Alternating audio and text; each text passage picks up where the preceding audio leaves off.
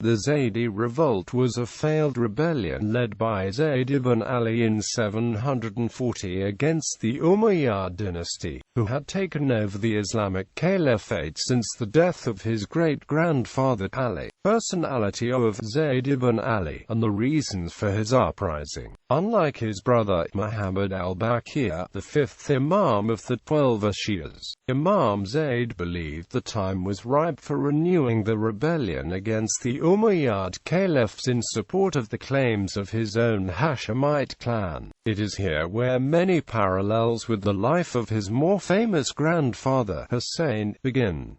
The revolt. Zayd began seeking followers for his revolt, and found support among the people of Kufa in Iraq. Kufa had previously been the capital of his great-grandfather Ali, and the place where his grandfather Hussein also sought support for his own rebellion in 680.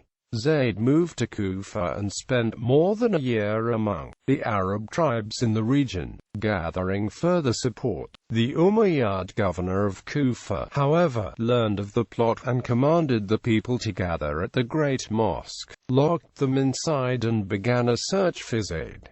Zayd with some troops fought his way to the mosque and called on people to come out. Zayd's abandonment by his followers, however, in events that echoed Hussein's own abandonment by the Kufans decades earlier. The bulk of Zayd's supporters deserted him and joined the Umayyads, leaving Zayd with only a few dozen outnumbered followers. Accounts differ slightly on the circumstances of the desertion. Sunni sources attribute the desertion to Zayd's refusal to speak ill of the first two caliphs, Abu Bakr and Umar, who most Shia don't follow, and instead forced their own point of view opposing their own imams. Zaydi sources on the other hand attribute it to Zayd's refusal to acknowledge the authority of his nephew, Ja'far al-Sadiq. In both accounts, Zayd bitterly scolds the rejectors who desert him, an appellation used by some Sunnis to describe non-Zaydi Shiites to this day.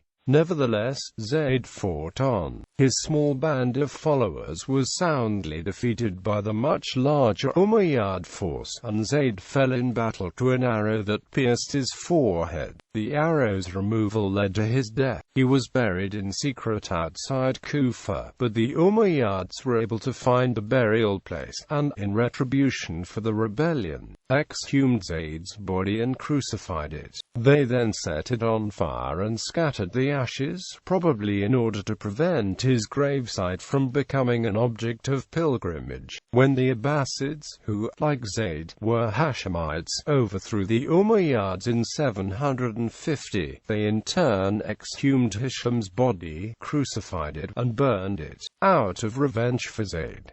Consequences of the Zaidi rebellion and the insurrection of Hassan ibn Zayd al-Alawi. Zayd's desperate rebellion became the inspiration for the Zaidi sect, a school of Shia Islam that holds that any learned descendant of Ali can become an imam by asserting and fighting for his claim as Zayd did. However, all schools of Islam, including the majority Sunnis, regard Zayd as a righteous martyr against what is regarded as the corrupt leadership of the Umayyads. It is even reported that Abu Hanifa, founder of the largest school of Sunni jurisprudence, gave financial support to Zayd's revolt and called on others to join Zayd's rebellion. The uprising of Hassan ibn Zayd al-Alawi. Zayd's rebellion inspired other revolts by members of his clan, especially in the Hejaz, the most famous among these being the revolt of Muhammad al-Nafs Arizona Zakir against the Abbasids in 762. Actually, the Zaidi revolt continued until 785 and re-erupted in Tabaristan under the leadership of the Zayd ibn Ali's son, Hassan ibn Zayd al-Alawi. His revolt attracted many supporters, among them the ruler of Rustamids, the son of Faridun Abd al-Rahman ibn Rustam, who was well known by the name of Ban Ubad Uzian. Worth mentioning,